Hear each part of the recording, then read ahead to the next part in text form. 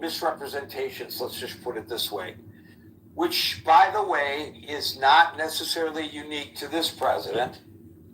And it got me to thinking, though, that perhaps if the president, when making his address to the joint session of Congress, was sworn in and agreed to tell the truth under penalty of contempt of Congress citations, maybe we would have less of a campaign-style delivery and more of a report to the Congress, which in fact was the original intent of the framers. The Constitution requires the president to report annually about the state of the union, but it doesn't require him to give an address to Congress. This spectacular that we see all the time. But now it's become part of what makes politics very interesting, doesn't it? So I, as many of you, watched it, and I, as many of you probably did, I took some notes, and I'm going to share a little bit, certainly not totally inclusive. And I want to concentrate on the programs rather than you don't have to limit your commentary to the programs, but the programs rather than the pronouncements of great successes by this administration, which is, as I said, kind of campaign stumping. But what is he actually proposing as we enter another year of his second time serving as President of the United States? So he's proposing a federal retirement plan for private workers, which would give private sector workers without employer-sponsored plans access to a retirement system like the federal thrift savings plan. So that would be a $1,000 annual government match would be included. He is proposing a ban on corporate home buying. He called on Congress to codify an executive order that bans institutional investors from buying single-family homes. The idea behind this is to make housing more accessible for individuals. Once again, Obamacare is in the crosshairs. Now he wants to call it the Great Healthcare Plan, a plan to replace the Affordable Care Act subsidies with direct payments to people's health savings accounts, which would allow them to buy their own insurance. Abby, we're going to give you a hat today because you are our special guest, having actually attended the State of the Union, and I appreciate you participating. He talked about drug pricing codification. He's asking Congress to support what he calls his most favored nation drug pricing policy and make it a law that would match the lowest prices paid by other developed countries. He made a pledge to protect ratepayers. This is a big deal, in my opinion. It would require big tech companies like the ones that are developing these AI data centers that just suck the power to build their own power plants. The idea is to prevent rising electricity costs for local communities. I did not hear him say this, but I would hope that any excess power that they produced would go to the grid for the communities surrounding. That's my vision of it anyway. And he, of course, wants to get congressional approval for his new 10% global tariff, potentially rising to 15%, which uses, unlike his original tariffs that were stricken down by the Supreme Court, Section 122 of the Trade Act of 1974, which allows for the tariffs to be authorized by the executive for 150 days, I believe it is, after which Congress must approve. So he's telling Congress, I want you to approve. He talked about something that he's talked about a lot before, the Save America Act. It's legislation which would require proof of citizenship to register to vote. He talked about a Stop Insider Trading Act, which actually got applause, and I thought, well, they're applauding him, but they're never going to pass it. But it's, maybe I'm wrong, but it's a ban on congressional stock trading. The idea is to prevent lawmakers from profiting from non-public information. Ironic, given the allegations that he is profiting in this administration and he profited in his previous administration from his position as president of the United States. Allegations. And he named the vice president as the anti-fraud czar, to lead a war on fraud, to root out corruption in federal spending, to help balance the budget. He wants the full and immediate restoration of Homeland Security funding. Of course, he points a finger at the Democrats for that, the partial shutdown.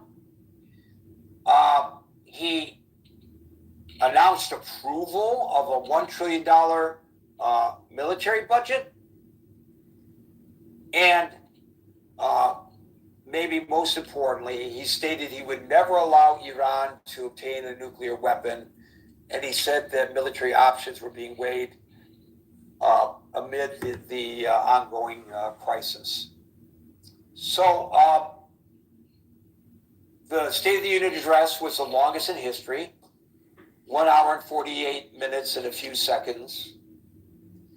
About half the Dems in the House and Senate boycotted. Now, in a moment, all of you are going to have an opportunity to give your observations. I thought it would be interesting to grab a couple of quotes from Republicans and Democrats to see what their observations are and to show what we already know, that they are looking at things from opposite ends of the prism for sure. So let's start with Speaker Johnson. Quote, "The speech was excellent. I think it's one of the best." Speaker Johnson on the Democratic lack of decorum. Tlaib and Omar and a few others really brought shame upon their party and upon themselves. Not mentioned by him, but notable since he made that comment. Congressman Al Green was escorted out of the House chamber just minutes into the State of the Union for holding a sign that read, quote, "Black people aren't apes." Republicans are expressing disappointment over Democrats not standing up to support some of Trump's comments on things that were relatively apolitical. And then the Spanberger Democratic response, quote, "We did not hear the truth from our president, so let's speak plainly and honestly. And let me ask you, the American people watching at home, 3 questions. Is the president working to make life more affordable for you and your family? Is the president working to keep Americans safe, both at home and abroad? Is the president working for you?" Schumer refers to the State of the Union as the state of delusion. Senator Kelly said, quote, "I wanted him to know, that he failed to throw me in jail. We made eye contact there 3 or 4 times. He knew I was there." And on a real positive note, which I hope was embraced from both sides of the aisle, the president said that Connor Hellebuck, the goaltender for the gold medal winning U.S. men's Olympic hockey team will be awarded the Presidential Medal of Freedom. And that's pretty much the commentary on the commentary from the politicos. But I'm less interested in what they have to say and far more interested in what you have to say. And we're going to start today with our representative, who we dispatched to Washington, D.C. for the sole purpose of sitting in the galley. Well, her sole purpose was not that. Her sole purpose was to rub elbows with the hockey players. So Abby, we'll start with you, and then we'll go to Scott. On, and I have my daughter. Boy, an introduction. Okay, this was my first State of the Union. I have been in the gallery during speeches and different points in history, but never for a State of the Union. I had the good fortune to start it off with going to the pre-party that they do at the Library of Congress. I was the guest of a member, so I was not on the Senate side of that pre-party, but it's just to be noted that if any of you ever get a chance to roam around the Library of Congress, each room I've gone into is more spectacular than the next. And I was in a room that was called the members' room, where they would gather when the library was first built.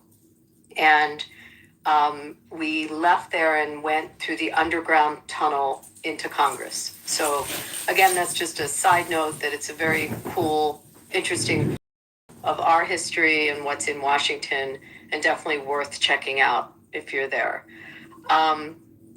It was, a who's who up in the gallery, and kind of a lot of confusion going through the whole security apparatus that they had. I was seated in an area. I was a guest of a Democrat, and I thought I didn't know how they would break it down. But as I was actually seated next to a Republican member of Congress's wife, and next to her were guests of a Democrat, and and so on. It was totally mixed.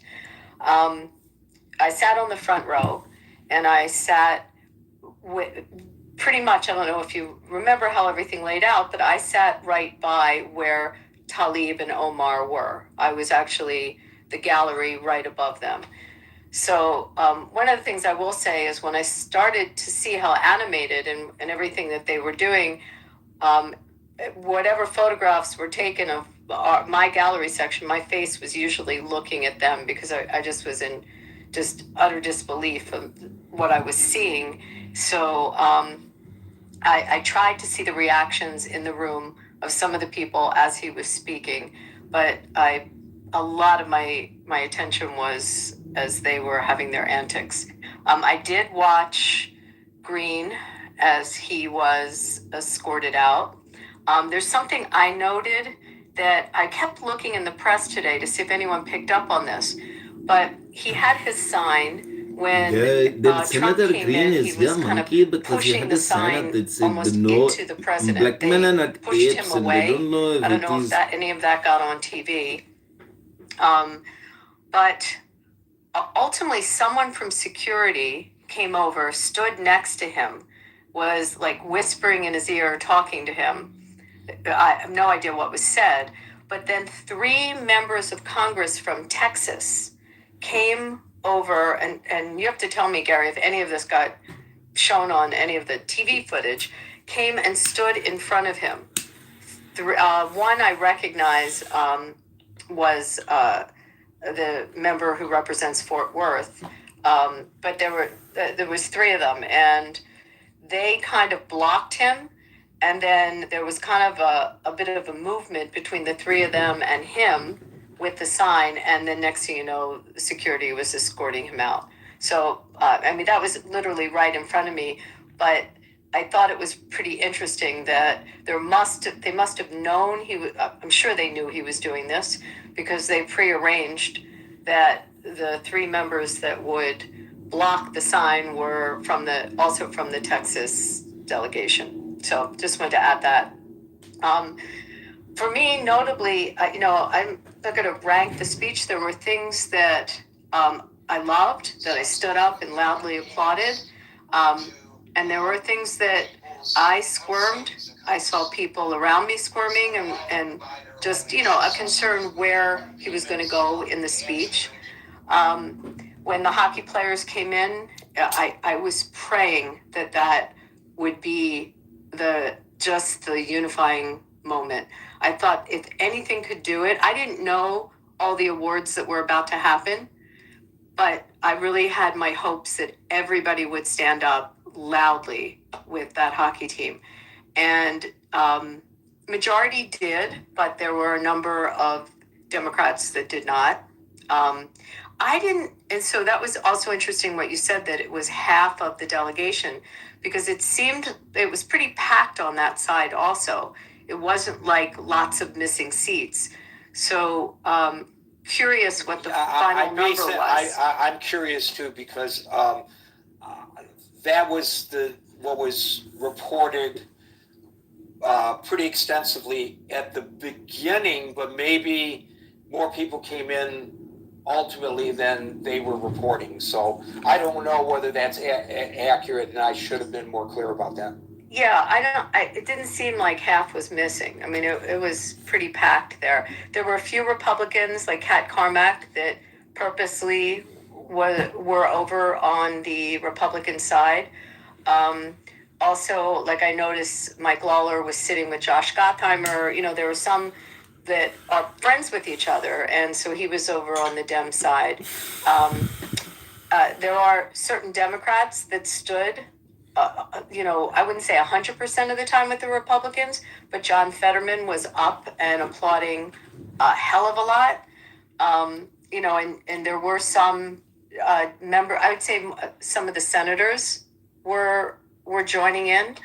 Some of the moderate Democrats were joining in on the applause on some of the issues. But the hockey team, it was, again, amazing to me. Whatever the marching orders were, not to applaud. I mean, there are often, and when you go to see a speech at Congress, there's ambassadors that come in and they won't applaud for anything. Also, the Supreme Hello, Court, Gary. I am a political they science don't react student in in any way. Hyderabad. But I these were am members of a Congress. So trans that was activist. I am that part. also a liberal That little socialist. part was disturbing, I but have been watching with deep grandeur and concern the Donald excitement Trump's of the hockey presidency team, as he that was a violates beautiful our moment to see constitution, that. And they came in imprisons and behind kills Trump. you I'm sure you people in saw the that street on illegally, TV. and forces people to show identification to vote awarding in our of country. the medals was just exhilarating, and also the Purple Heart. One of the recipients I'm about of the to Medal of prank Honor call was this sitting where clubhouse I was room. sitting. So that I'm it was just an Indian incredible girl. to be in the same room as all of them. Also with the 100-year-old veteran. I mean, just from a patriotic standpoint, those were just. He didn't look 100 years old, by the way. He was pretty spry. I know he needed some assistance standing, and they steadied him when he sat down. But for 100 years of age, he really looked, pretty fit. I mean, that was just a pretty incredible moment. Once again, there were people that did not applaud it. It was disturbing, and I'll get to their screaming in a second, and they're yelling, but it was disturbing when comments about supporting the firemen, and you saw people refusing to stand and applaud. I mean, there were just things that it did not make sense. They're just American issues that were upsetting. And also, when you see someone with such valor getting, the Medal of Honor that had his legs shot up, and they refused to stand for him, like that was just bad. The yelling that came out of Tlaib and Omar was just horrible. Look, Marjorie Taylor Greene wasn't in there, and I'm sure I would have felt the same way, because I hated when she did it. The decorum, it was just wrong. And what they were yelling, they were cursing. There were curse words. There was I don't really think it's appropriate in here to repeat all the stuff, but there was just some awful things that were coming out of their mouths. The squirming, let me just back up. There was other people reacting and kind of, I wouldn't say yelling, well, somewhat yelling at him when he talked about the stock and the trading of stock. You saw a reaction from many members on the Democratic side, like started being vocal. But the majority of the reactions, I would say, came from Tlaib and Omar. Tlaib had some kind of stuff in front of her that she had in that little cubby that they have in front of their seats that might have been, I don't know if it was signage or, whatever she came prepared with. But I did notice that. I did not like when he spoke about the Supreme Court. I was very uncomfortable with that.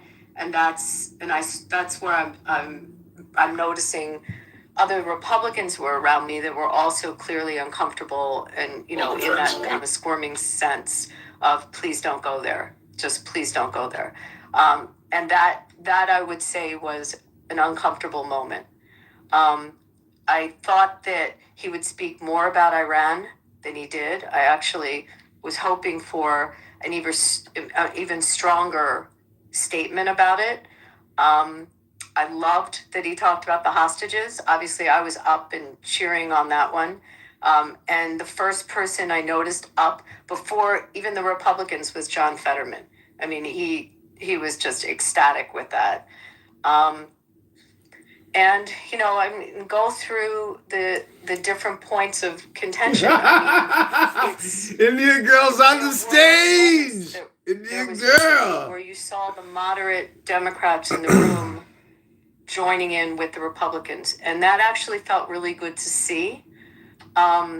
Because you felt like there's some issues where we are going to go forward as a nation together. And that also piggybacks on a lot of those people were the Problem Solvers Caucus, the people that the 28 Dems and 28 Rs sits together and work on legislation. So that needs to go noticed and not unnoticed as people talk about division, that there's also camaraderie that exists and issues that they are aligned with. There was interesting celebrities there. The guy from Shark Tank, what's his name? O'Leary, I think is his last name. He was sitting around us. Some different, I met the candidate who's running for governor in Pennsylvania. She was sitting by us. And, just look around. I could see the people where Melania was. And most of the people he was calling on or noting were sitting in that area. And that's you can get it, ask me any questions about it. It's pretty exhilarating to experience it, to see all the faces in person, especially for me, the Supreme Court justices. I'm bummed that 5 of them weren't there, but still super exciting to see them in person. And also, the other thing that I expected more applause for was Marco Rubio when he thanked him. I just thought some of the senators sitting on the D side would have been a little more, appreciative of Rubio. But that's basically what I have to say. I mean, if you want to get into substance on any of this stuff, I will. I just thought I'd give you more of an overview of what it was like to be in there. Thanks. Thank you, Abby. Traditionally, when these feel-good moments are presented, never had one lesson. Political differences, and they cheer for whoever it is that's being highlighted, no matter who the president is, whether the president is a Democrat or a Republican. And I thought it bad form as well to not honor those who did not. The Medal of Honor winner and the hockey team and those kind of feel-good moments. There's an ebb and flow and maybe even a compartmentalization during a State of the Union address. And it's not all, although this president does a lot of attacking of his political adversaries, but it's not 100% that. It's put aside occasionally. And there's a reason for this, because we want to show some kind of unification in this country, in spite of our divisions. And so that I agree with you. I didn't find that very comfortable as I watched. Stick around, Abby. I'm sure people will have questions. If you don't mind, then we'll go to Scott, followed by Marshall.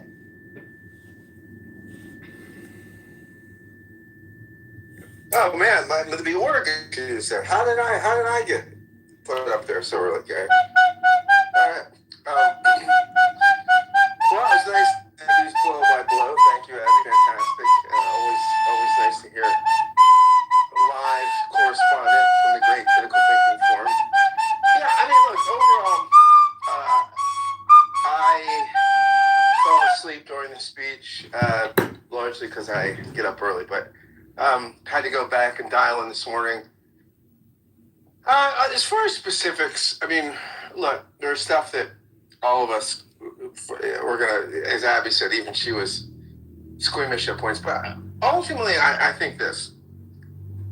I think what Trump is good at sometimes is taking the 80-20 issue and putting it against the Democrats. He doesn't always play the culture war well, but he played it well last night. And I think that this is a time when the country is not on his side on things like immigration, on things like the tariffs. I mean, vast swaths of polling from all sources tell us that. But when you get the opposition to look extreme, when you get things that everybody, is generally supportive of, like the hockey team or the 100-year-old veteran or whatever, and you get the opposition to write things, op-eds that say the hockey team should refuse to go and all this stuff. It's an instance where I think he played the Democrats pretty well in this one. I think he made the Democrats look less in touch with mainstream America than he is, which he needed to do because I think he was on the ropes on these kind of things. I mean, when you look at the polling on the tariffs, look at the polling on ICE, and his polling in general, people are not with the president right now, but they were last night. I mean, the CNN post-game approval had the approval of 66%. Now, look, that's slightly loaded because we all know that in contemporary political, in this climate, generally the people that watch the State of the Union are people supportive of the president, right? It didn't used to be that way. Well, here's the bigger issue when it comes to that, Scott, and that is a president's approval rating generally does get a bump following a State of the Union because he's selling himself and his administration. If there's one thing this president can do, he can sell, and especially when the product is Donald Trump. But I think that what we will see, though, is we will see that like polls that come out subsequent to over the next few days will not be as high as that CNN like immediate. Right. So that's people watching it. Right. So also typically that bump doesn't last very long. Yeah. And people forget. It fades away when reality starts hitting them again. And on the issues, the core issues that bother people, when they go to do their weekly shopping, some of that illusion of camaraderie with the president based on how he presented himself may dissipate. Yeah, no, absolutely. So, but all in all, I think last night overall was probably something like a win for Trump. I mean, and he needed a win, right? Because things have not been going well.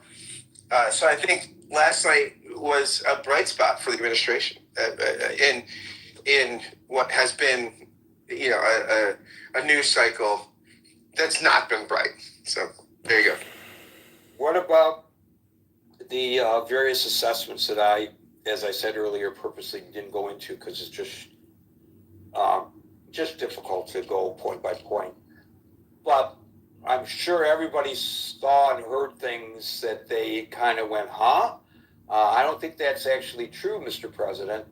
How does that counterbalance the immediate after effects of a bit of euphoria?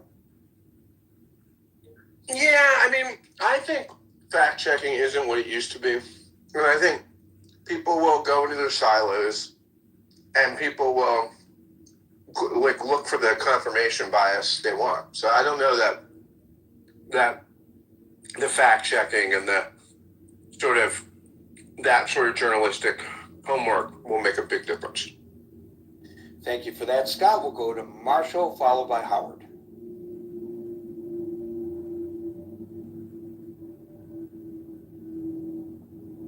Marshall, you with us? Yeah, there you are. Minute. I mean, I thought he exaggerated a lot or lied a lot. But I generally agree with Scott's take. The administration needed a win. This came across as a win. They did a good job of making. What's up, little man? They did a good job. You said hi to the dog? Okay. Sorry, little kids from next door are looking at my dogs. They both bark. Her name is Cora. And his name is Ronan. Anyway, I can call it. I think overall Scott was right. The administration needed a win, and it got a win. I also think it was right. Did a good job making the Democrats look more extreme. But I was not a big fan of the blustering. I'll say that for it. I really, that just rubbed me the wrong way. I would rather have him give, as you said, Gary, a report to the country rather than a sales pitch. Although, in fairness, as I pointed out in my opening salvo, he did have a number of proposals, whether one agrees with them or not. He does have a vision. At least he articulated a vision that he says that he has. The other thing I found really cool was the awarding of the Medal of Honor. Right? Like, I thought that was super cool. I wish it had been done in a White House ceremony with a little more solemnity, but those guys get the Medal of Honor. I thought that was pretty cool. Well, the president is a showman, and he certainly showed that last night in that moment and others. Thank you, Marshall. We'll now go to India, followed by Purushan. Hello, Gary. I am in Hyderabad. I listened to the State of the Union, and it was very impressive. I took down some notes. First, I was very impressed with the pilot who led the raid in Venezuela, and he had multiple gunshot wounds to his leg. And Mr. Trump, he really, in great description, described the bloody horror on this poor man's leg who was standing up on the crutches.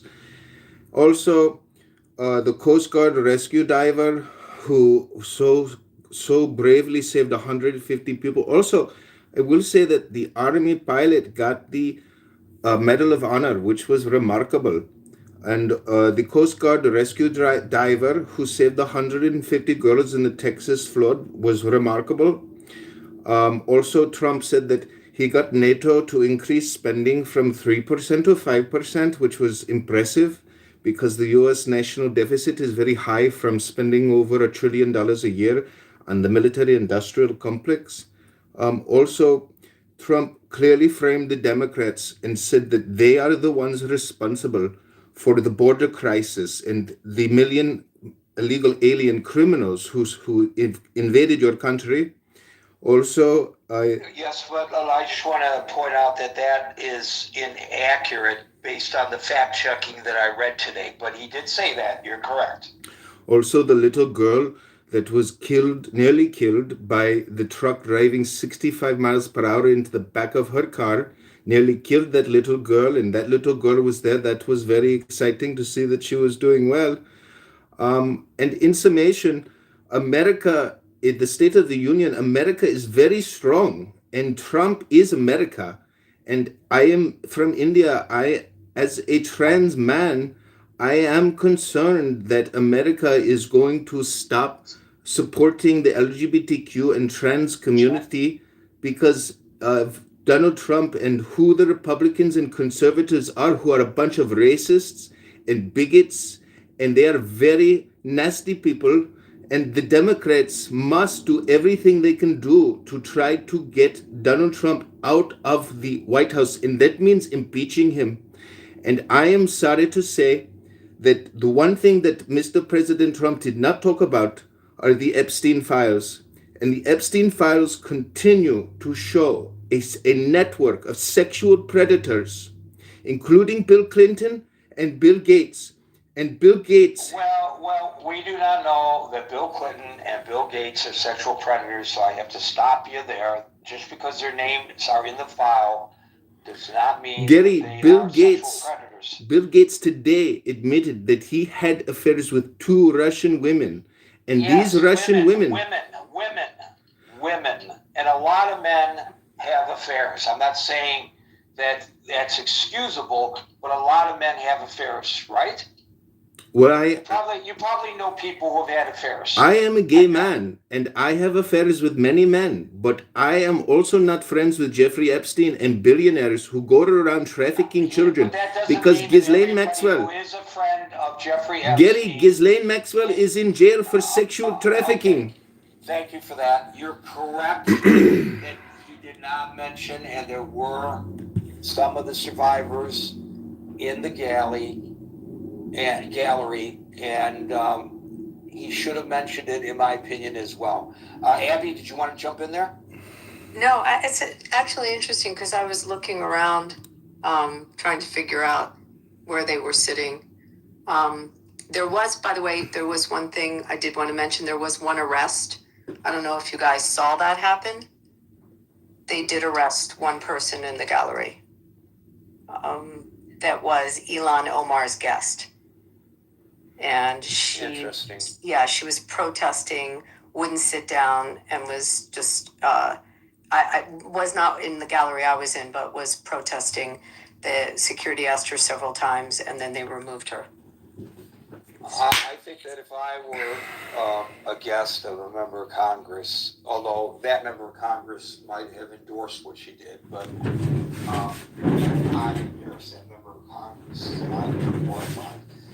If they tell me to, sit down and shut up, I would sit down and shut up. It's not the place for that kind of activity. There's a place for everything. But thank you for that, Nat. We'll go to Perusian, followed by Madison.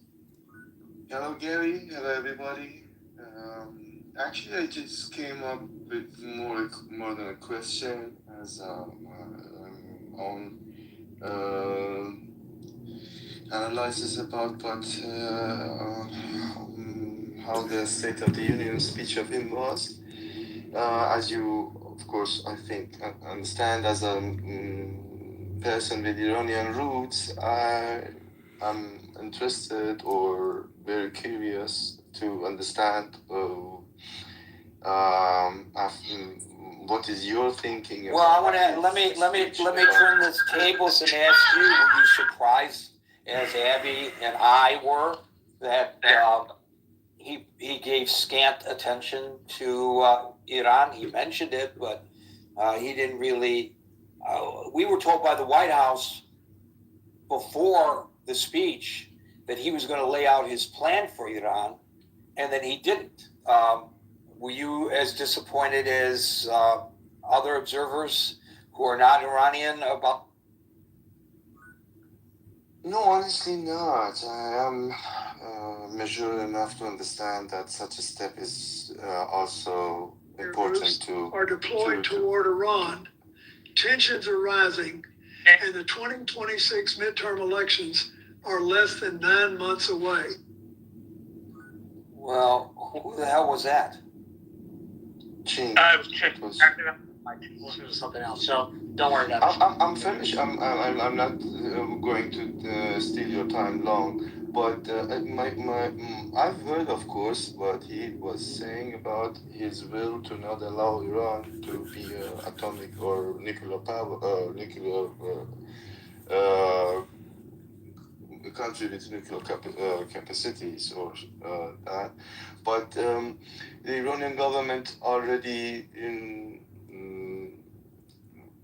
2 or 3 cases spoke about that they are not going, or they're officially not wanting to do that. Who believes that it is his case or whatsoever? Maybe even I am not believing that.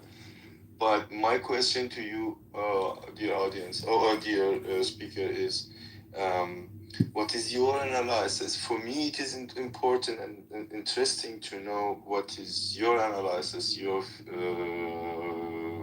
feeling about what is his next step would be, maybe. with regard to that was reported. So we speak pretty extensively at the beginning, but maybe know that. So no harm, no foul. But that's how we roll here. So Perusian, we did a whole session on that yesterday, and we will do additional sessions specifically on Iran in the future, so stay tuned for that. Madison, followed by El Domo.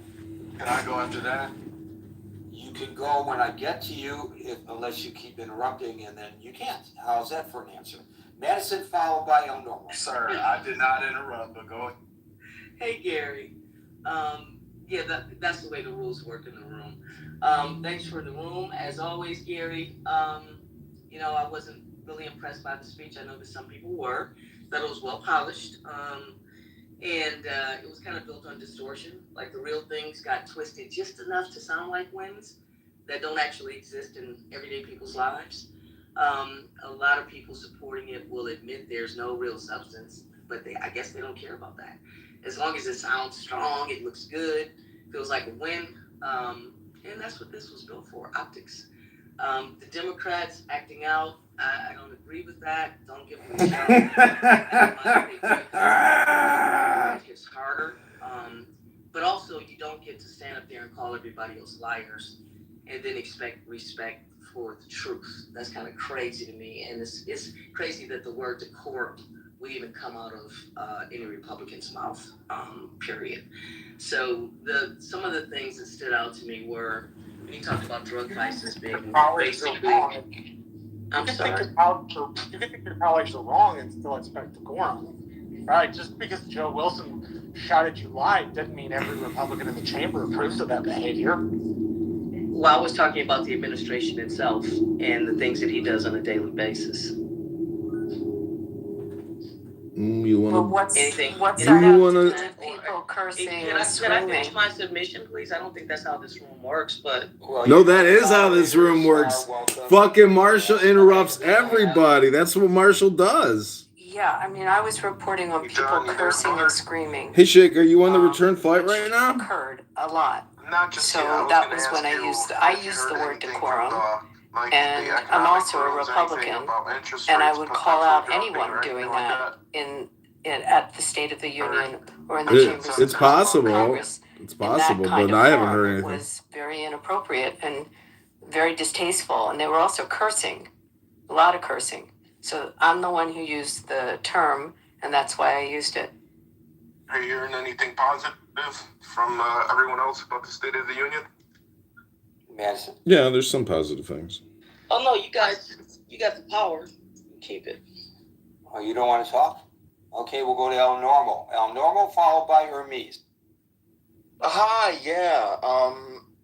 It seems to me that the purpose of the State of the Union is communication. We want our chief executive to let us know how the country is doing. And John, you I should think title the room. for that purpose, this State of the Union was really good. It was really good communication. I think that in difficult or uncertain times, we need to be reassured. We need to be uplifted. We need some optimism. We need a sense of leadership.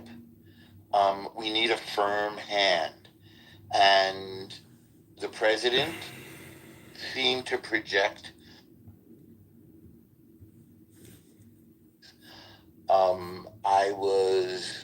I think it's important for the State of the Union to celebrate America.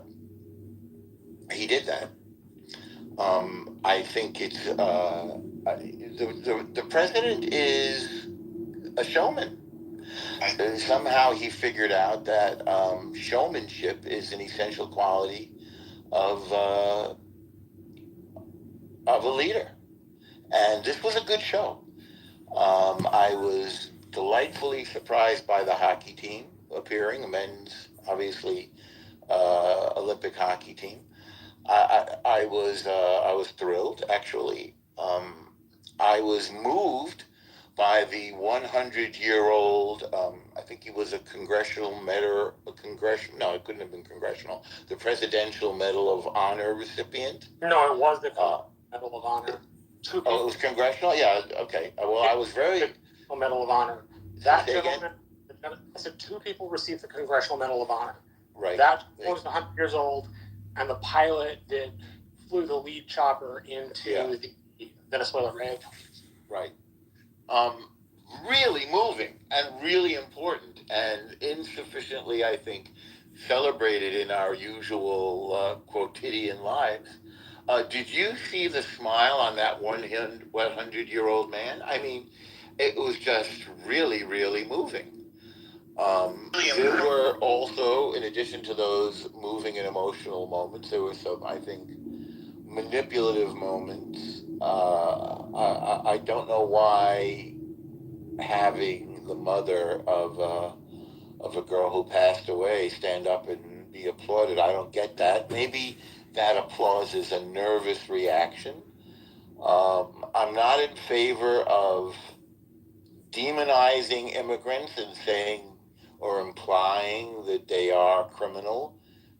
When I mean criminal, I mean violent criminals. I'm not talking about the fact that they may not be legal or here legally. I'm not in favor of that.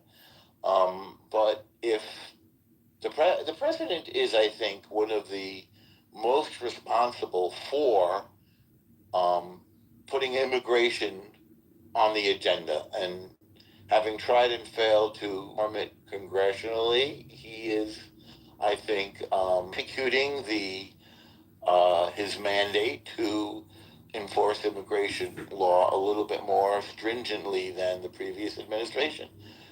He was asked to do it by 77 million Americans, and he's doing it. And it was his idea. I think he's overdoing it in some cases, but nevertheless, and I think the reaction against this is foolish, and also in some cases illegal. So, but all of that aside, I think I also don't understand these tariffs still. I think it's a wacky idea. But that's Trump for you. He's got some wacky ideas. When there's a serious world problem, you can flip a coin. Either he's going to solve it in an amazing way, as he did with the Abraham Accords and with the getting back our hostages. Just amazing and certainly worthy of recognition. Or he's going to do something wacky like play around with tariffs. Did you want to say something? Okay. So in Stub, I spaced out just for a few minutes. I was also in Clubhouse listening to the responses. But in general, it was a good show. And when I'm sorry, or maybe talking about something unrelated. Is that you have a hot mic or something? Okay. Anyway, it was a really good show, and it was it gave me that morning in America feeling, like that uplifting, optimistic feeling that you sometimes got from Ronald Reagan, and sometimes from Bill Clinton, to other great communicators. I got less of that morning in America feeling from Barack Obama, but I did like him, especially in his first term as a president, and I felt he was also a good communicator. So just goes up, I would say, among the top State of the Union addresses. Thanks for the opportunity to share that, Gary and everybody.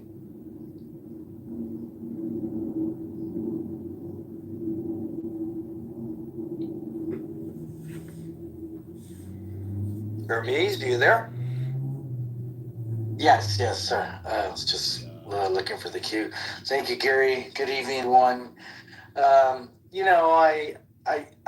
heard the address, but what I liked more was the response that the Democrats had. I forget her name, and you guys probably know her name.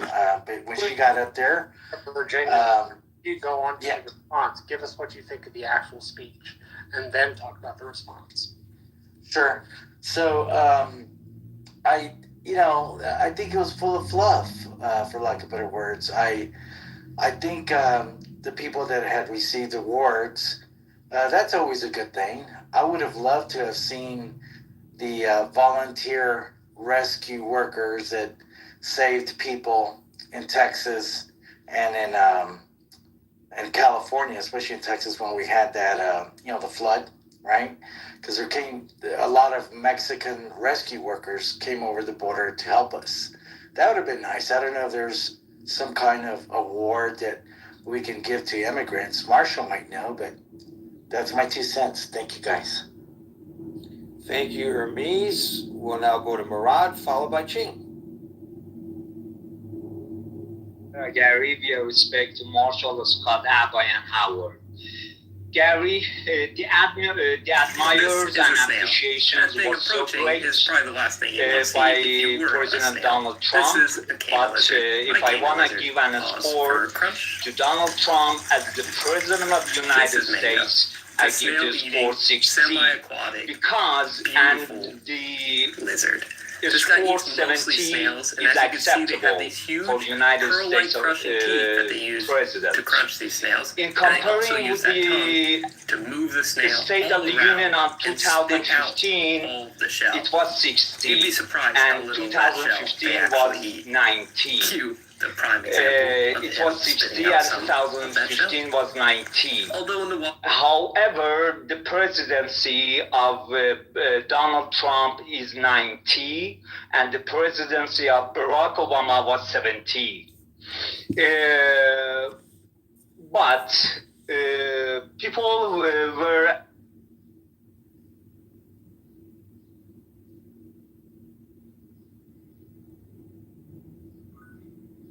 El Normo.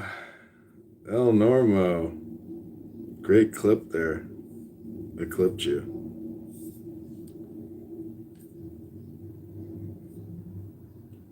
You hit the nail on the head. It is about communication. He is in that he takes that role as like the speaker in that moment.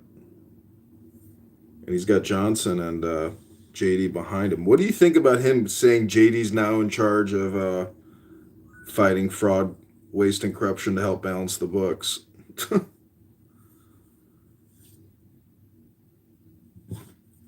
you hear me?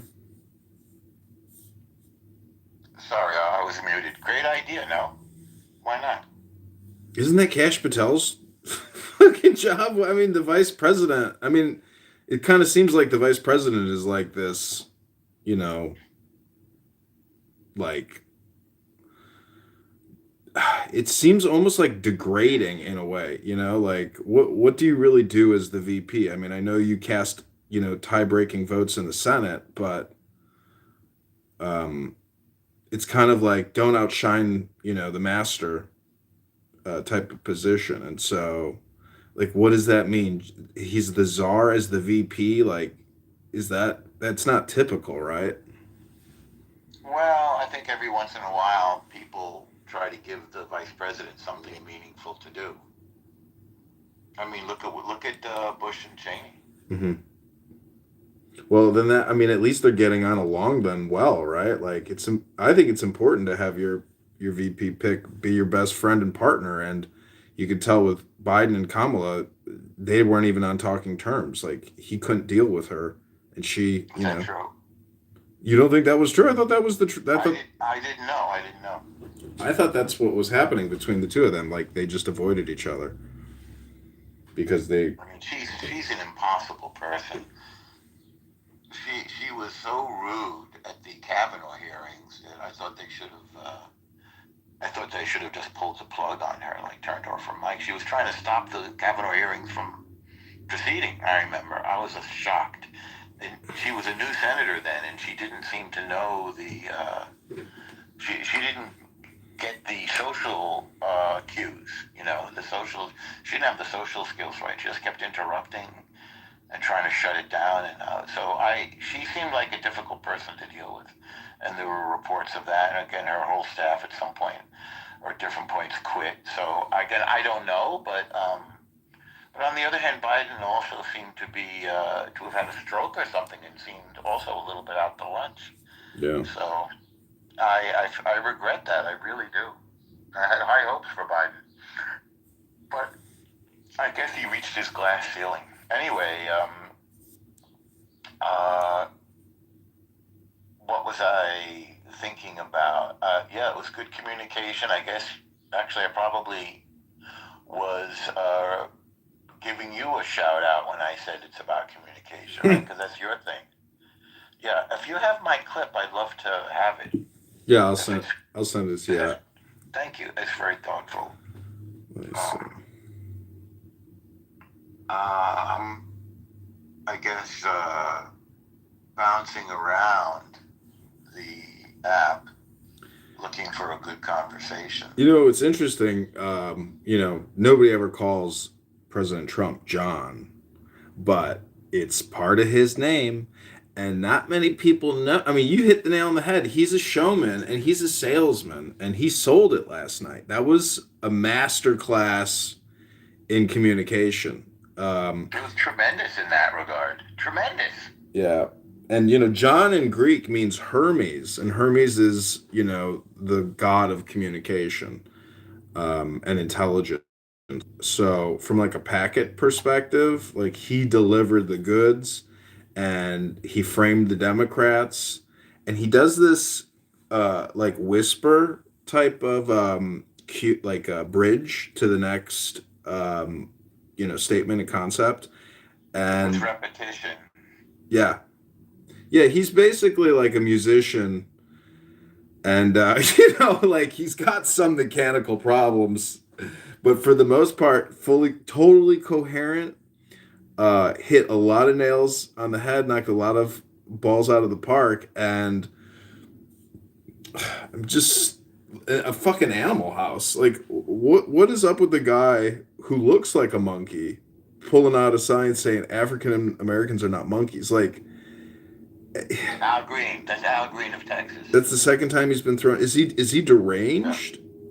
I don't know, but don't compare black folks to monkeys. I'm not. I'm just saying that he had a sign that, I don't think it's projection, but like if you believe in evolution and you think that, there's no Sky Daddy and that we came out of tree nests, I mean, it's kind of funny that, what if what if we are monkeys? See, that was what had me dying on this app, because people kept screaming, I can't believe I have to defend the concept that I'm a monkey or I'm not a monkey. Like the comedy in that of like humans arguing about their monkey status is funny, but they don't realize that the whole thing about enlightenment is like we do have this primal type of monkey response and monkey type of consciousness that we have to transcend above through communication. And as you'll note, El Normo, many people on this app can't actually stop talking in a conversation to listen to what the other person is saying. And that to me is like so neurotic and such a waste of time and your own energy, and it creates all this friction and frustration. People just are really bad at communicating. And like that movie, Cool Hand Luke, what I think we have here is a failure to communicate. And, I showed that to my kid not long ago. He was blown away, and that was made by the filmmaker. I have to remember his name now, but he was kind of a socialist, and this was meant to be socialist realism, or social realism. And those actors, they literally worked in that heat. They weren't going into like air conditioned trailers and stuff. They were dealing with the mud and the labor and the heat that the convicts and prisoners were dealing with in that film. Mm-hmm. And it's really, I would say it's a masterpiece. It's an incredible and inspiring film. A sort of expression of 60s kind of rebellious spirit. I showed it to him. I showed him One Flew Over the Cuckoo's Nest, another sort of people revolting against institutions. Mm-hmm. And, the individuals standing up against oppression. Jack Nicholson in Cuckoo's Nest, Paul Newman in Cool Hand Luke. And I'm sorry, anyway, I guess I'm off on a tangent on the communication subject. But yeah, my dad showed me Cool Hand Luke when I was a kid, and he my dad showed me many movies. I grew up at Blockbuster, And I said to my dad, I was like, Dad, you fucked up. You raised me at Blockbuster. You should have raised me at the library. He said, I want my fucking money back. And but he showed me Cool Hand Luke, and yeah, that he felt that movie was very important, you know. And I could see how, like, I don't know, my dad's very conservative, but you know that movie is kind of like a liberal, uh, not liberal. I don't know. It's a very American film, but that scene when they're digging and that hot blonde is washing the car, like, holy shit. Yeah, that's something. Yeah, I mean, wow, what a hot, that is like a hot piece of film. You know, that was an amazing, beautiful thing. Also, when somebody they go up on the roof on a hot day and they somehow somebody gets some beer, and they let them drink the beer. That was amazing. I mean, it's an amazing film actually.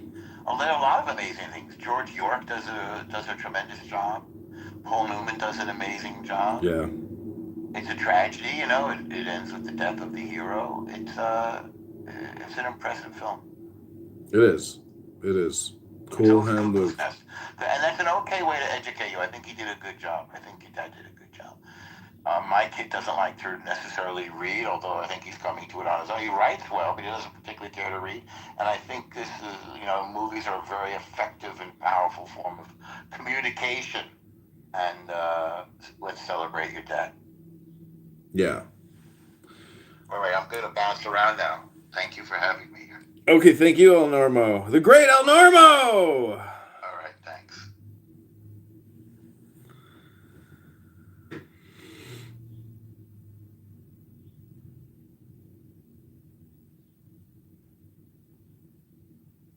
You said no!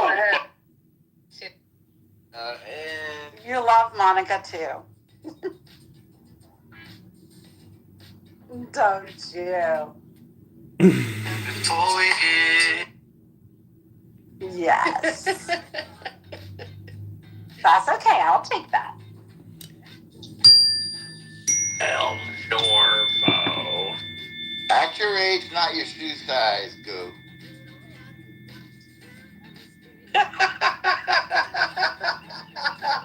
Is this in European units? That's the first. That's fucking hilarious.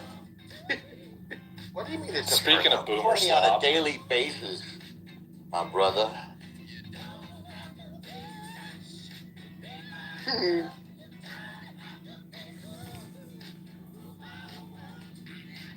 El Normo, you'd be happy to know that I went at it with Travis the other day.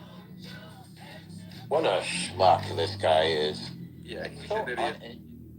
Ribono Shalom, I can't actually really play that room because of the Prince in the background.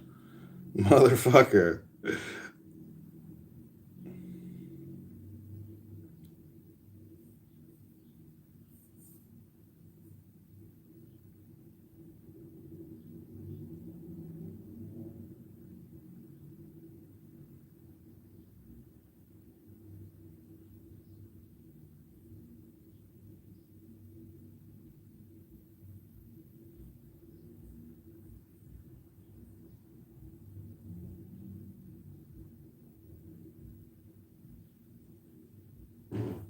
Did somebody step on a duck?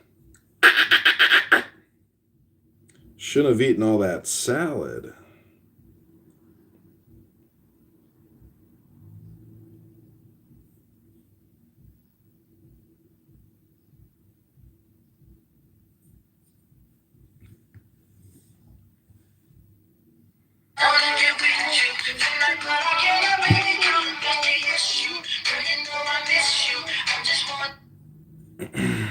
Okay, I'm just going to do some meditation music here. Hope you enjoy. This bra is for seniors who want to get back their youth. Lift breasts right after first wear. This is Guru Dev.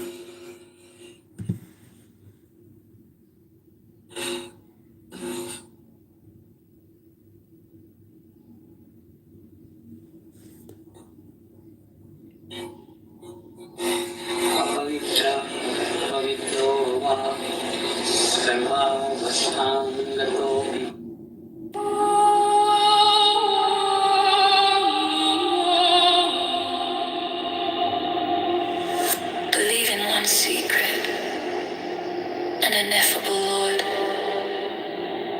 and in one star in the company of stars, of whose fire we are created, and to which we shall return, and in one Father of life, mystery of mystery.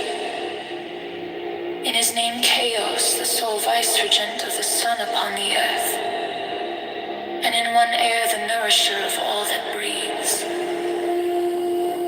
And I believe in one earth, the mother of us all, and in one womb wherein all men are begotten, and wherein they shall rest. Mystery of mystery. In her name, Babylon.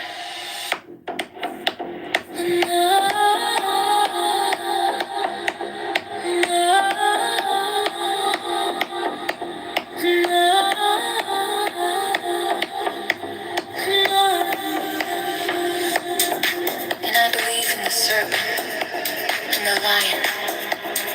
Mystery of mystery. In his name, Buffalo. And I believe in one Gnostic and Catholic Church of light, life, love, and liberty, the word of whose law is the Hebrew. And I believe in the communion of saints. And for as much as meat and drink are transmuted in us daily into spiritual substance, I believe in the miracle of the Mass. And I confess one baptism of wisdom, whereby we accomplish the miracle of incarnation. And I confess my life one, individual, and eternal. That was,